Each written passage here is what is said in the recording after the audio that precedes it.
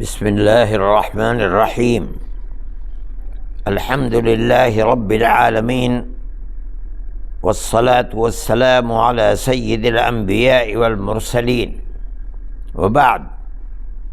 حضرات السادة، السلام عليكم ورحمة الله وبركاته.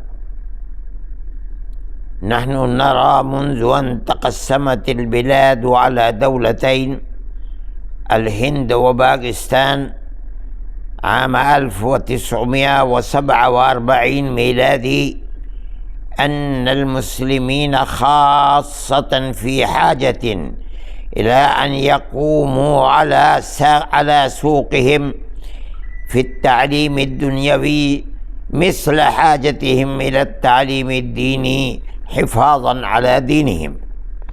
ولذلك كما نحن في حاجة إلى محدثين وفقهاء وقراء للقرآن الكريم ومفسرين، كذلك نحن في حاجة إلى أطباء بارعين ومهندسين وغيرهم من حملة العلوم الدنيوية في مجتمعنا الإسلامي. وسبق أن تقدمنا من منصة جمعية علماء الهند إلى الأمة منذ 75 عاما بفكرتنا هذه، وقمنا بإخراج الشباب إلى مدارس خاصة بهم، وإخراج الشابات إلى مدارس خاصة بهن. ولكن نود أن نأمن على ديننا بجانب التعليم الدنيوي، ونود أن نحافظ على دين المسلمين أيضا. وبعبارة أخرى، يجب أن يتلقى أبناؤنا وبناتنا العلوم الدينية عن العلوم الدنيوية في جو ديني، وأن عليهم أن يحافظوا على عفافهم وبراءتهم وعلى الصلابة في دينهم.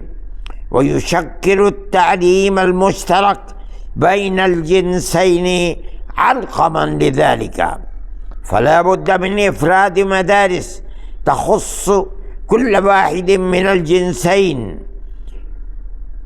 فيتم تعليم الشباب في مدارس وتعليم الشابات في مدارس مفردة عن مدارس الشباب، وذلك خشية أن يهتكوا رداء عفتهم وبراءتهم من جراء التعليم المشترك ويرتدوا عن دينهم والعياذ بالله.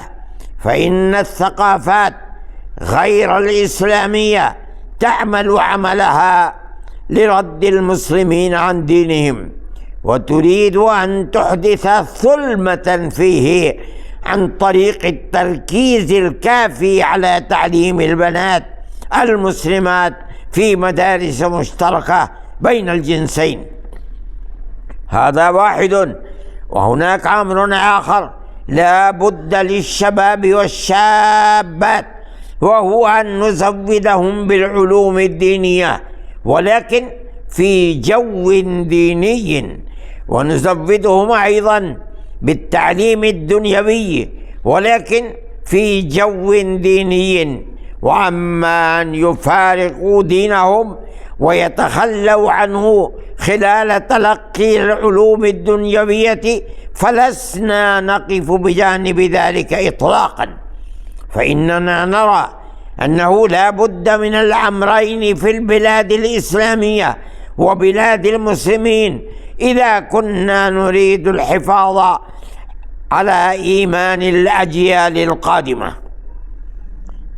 فإن تخلى المسلمون عن هذا الجانب ولم تلقوا له بالا، فإن الأجيال اللاحقة قد تتحلى بالتعليم الدنيوي ولكن في حرمان من الإسلام والإيمان والعياذ بالله منه، وستذوق وبال ذلك الأجيال اللاحقة. ونحن نرى أنه لا بد من الجمع بين الأمرين: الأول إعداد جو ديني لتعليم البنين والبنات في المدارس، والثاني الحظر الشديد من التعليم المشترك بين الجنسين.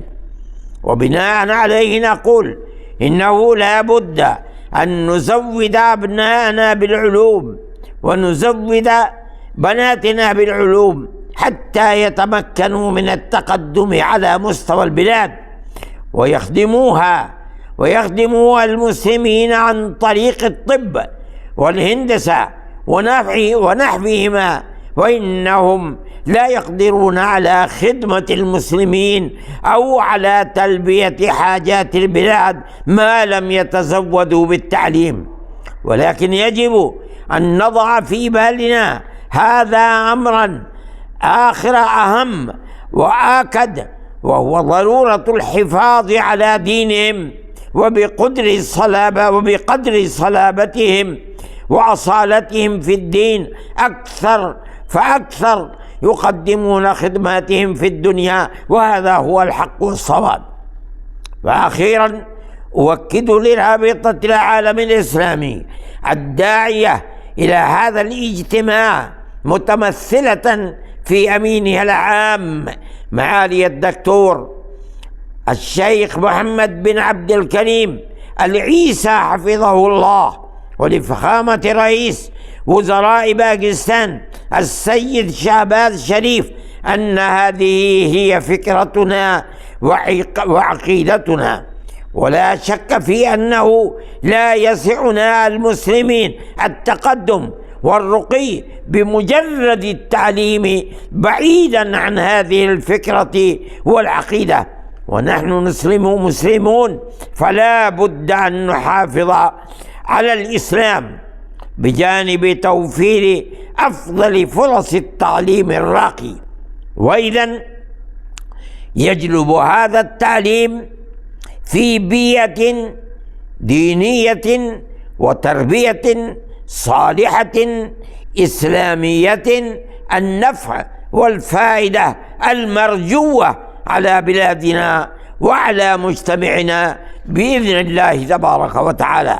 ولا شك أن ذلك يتطلب كوادر تعليمية نسائية مؤهلة لتدريس البنات مختلف العلوم والفنون، وكذلك كوادر تعليمية رجالية مؤهلة لتدريس البنين العلوم المختلفة، فتقوم النساء بتدريس البنات ويقوم الرجال بتدريس الأبناء في المدارس والكليات.